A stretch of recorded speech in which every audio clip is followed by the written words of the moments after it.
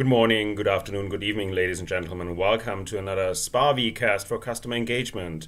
Okay, this week is week 2, so let's have a quick look what we're going to talk about this week, and then also what we covered last week.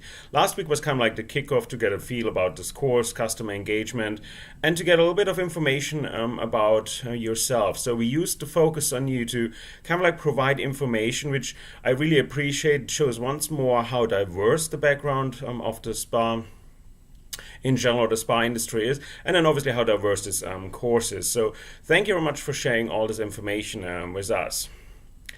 The one question I posted you might have not seen in the Q&A info for the week is, how does this focus on you actually relate to customer engagement and the spa? Why did I use an exercise like this? So I will post the question again in the this week's Q&A, and if you just kind of like share your thoughts. Why did we do focus on you, and how you potentially can use this focus on you in your current spa?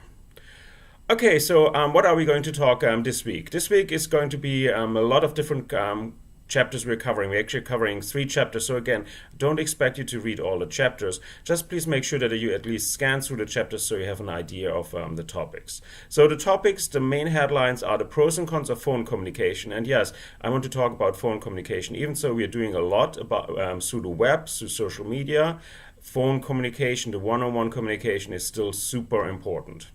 I'm going to give you some action tips to be more efficient when you talk to somebody on the phone or in person to person.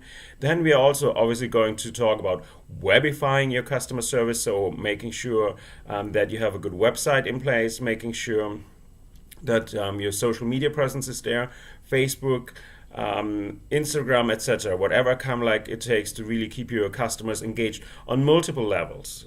Keep in mind, social media is super important, and I love social media, but keep also in mind it's not the only way to communicate. And ultimately, we're in the service industry, one-on-one service industry. What else? I'm going to talk about customer turnovers, and your phone communication or your web presence or social media presence could be a turnoff. So we're going to talk about general turnoffs. And then also the pros of loyal customers. So what does it mean to have a loyal customer? Why is it so important to create loyal customers, and understand also how loyal employees affect loyal customers? Okay, so I mentioned the chapters. Please read chapter 4, which is the use of telephone for good service. Number 5, the websites and e-communication. And then number 6 would be recognizing and dealing with customer turnoff. So those are the 3 chapters. The discussion forum this week is what does customer engagement mean for you? And my apologize, by mistake I already posted that or opened up the discussion forum last week, so some of you already started posting it. Appreciate that. But for all others, officially we have this week then talking about customer engagement. And I want to kind of like hone in to see if you can give me examples how to engage your spa customers, and then why also customer engagement in general is so important.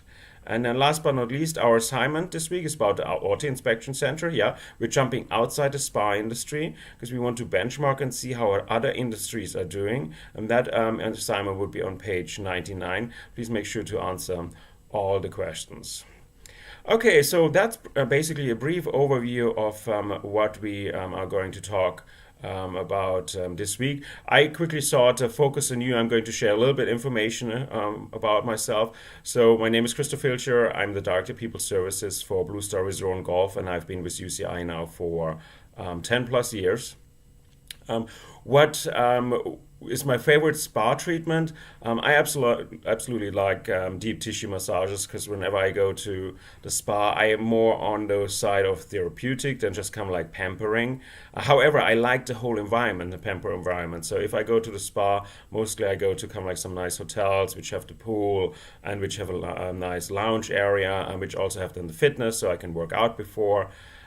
So those are the things I kind of like. Also like hot stone massages, kind of like a wide variety of spa services. The only one I'm not too fond of is facials, still don't get it.